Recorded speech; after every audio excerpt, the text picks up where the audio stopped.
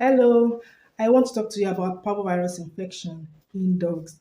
Parvovirus is one of the most deadly diseases in dogs because it can cause the death of a dog 2 to 3 days after the dog starts showing signs of this infection.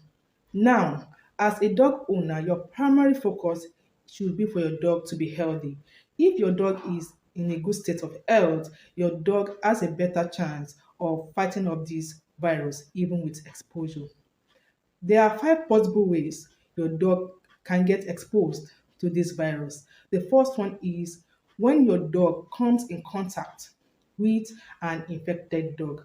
This can be during mating, dog training, dog shows, or when you introduce another dog to your kennel. Probably you just bought another dog or someone gave you a dog as a gift and you introduce that dog to your other dogs in your home. This can serve as a source of infection to your dog.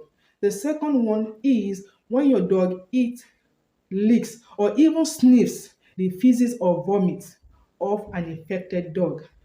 The third one is when your dog comes in contact with objects that has been contaminated by an infected dog, probably feeding bowls, harnesses, muzzle. This object can serve as a source of infection to your dog. The fourth one is when your dog comes in contact with somebody that has been with an infected dog, probably through his clothing, his shoes, his hands, and even through the vehicle that has been contaminated by an infected dog. The fifth one is when your dog comes in contact with flowing water that has been contaminated by an infected dog.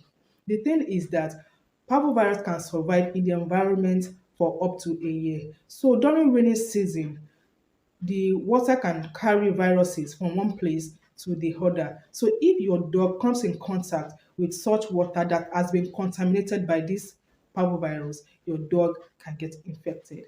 And that is one of the reasons why parvovirus infection is common during rainy season.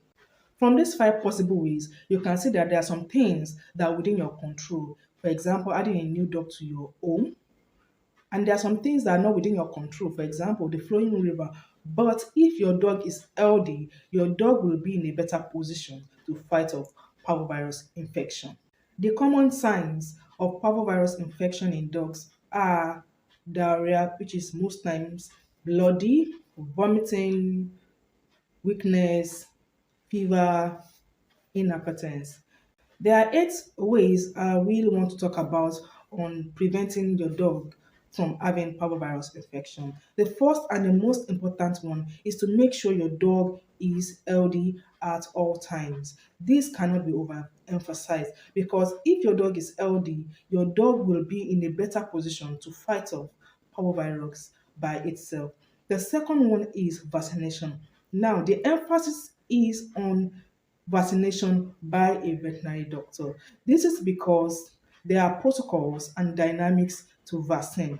If these protocols are not properly observed, there is every tendency that that vaccination will not work and your dog will come down with the infection he was supposedly vaccinated against.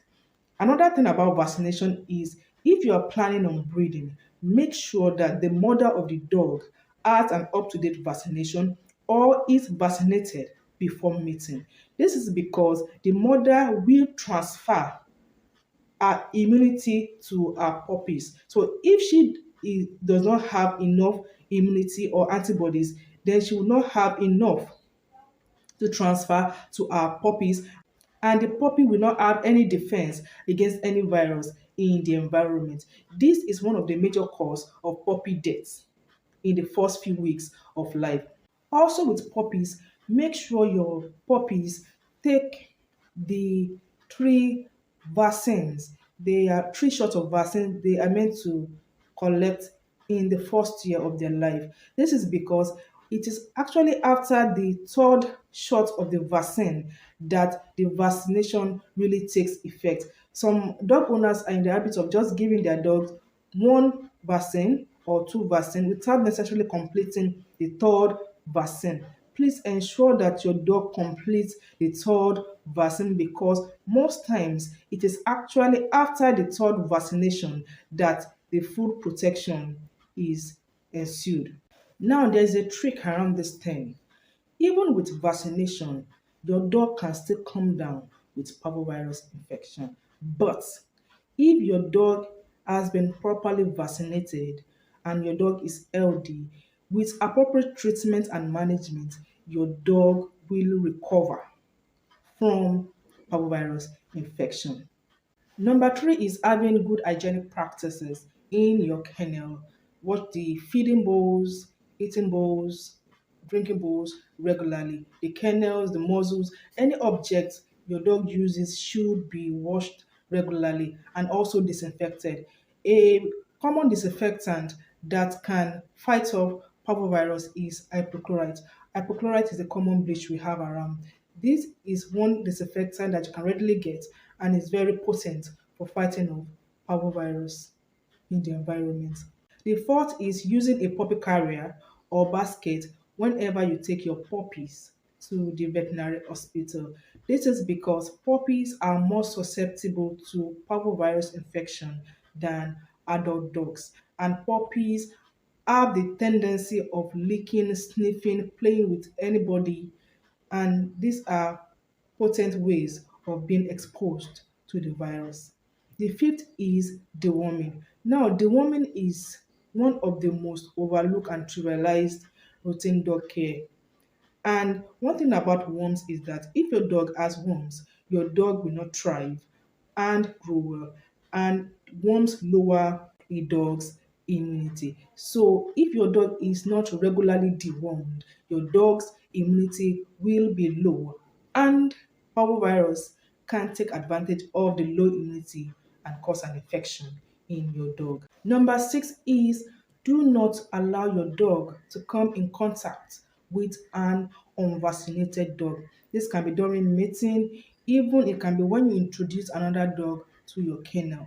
Now, when you get a new dog, there's this habit of vaccinating the dog after the dog gets to your home.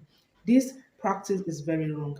That dog should have been vaccinated before he gets to your home. And most time it is safer that the dog was vaccinated at least 2 weeks before the dog was transported to your home, so that the vaccine will have taken effect before the dog gets to your home. This is because this is a cheap way that parvovirus is being introduced into a kennel. The seventh is separate sick dogs from the other ones. This is because parvovirus can spread like wildfire. Some dog owners have lost all their dogs because of this.